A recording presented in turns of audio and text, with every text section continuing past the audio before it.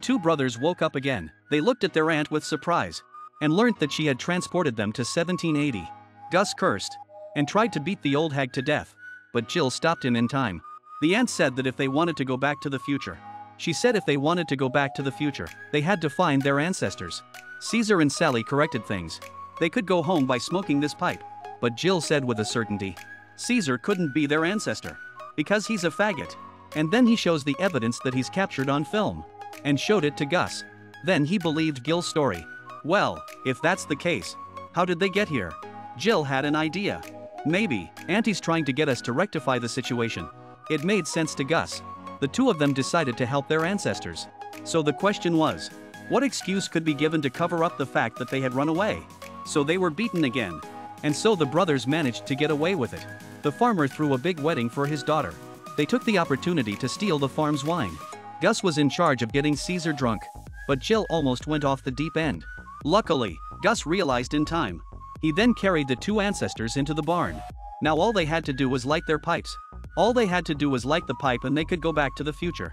But Gil blew it right out. He decided to take care of his bullies. So the two brothers carried chains with machetes, and they walked into the white man's wedding reception. They broke into the white man's wedding party. Everyone froze in their tracks. To vent their anger, Jill kissed the farmer's daughter. Then he picked up the white man's wife and licked her. He finished by wiping his lips. Gus took off the white man's fake mole and forced him to eat it. After the humiliation, the two men lit their pipes and left without a fuss. But no matter how much they inhaled or exhaled, there was no response. At the end of their lives, the brothers confessed to each other. The man quietly picked up a stick and knocked the supervisor unconscious and saved them both. On their way to escape, they came across the boy who was washed down by the river. Gus immediately jumped into the water. Jill followed, but he couldn't swim. Gus did everything he could to get them out of the water. They were taken back to the farm. The farmer decided not to pursue them and gave them their freedom papers. Jill was thrilled, but Keith decided to leave the chance of freedom to their ancestors, because their freedom was to return to the real world. On the day of the farewell, Jill was sad to see her go. After the ancestors left, the supervisors smoked their pipes. Subconsciously, he exhaled a puff of smoke at them.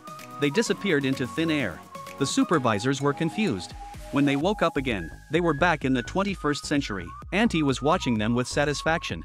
Their relationship grew stronger and stronger. One day their daughter accidentally tore up the paperwork. It scared them.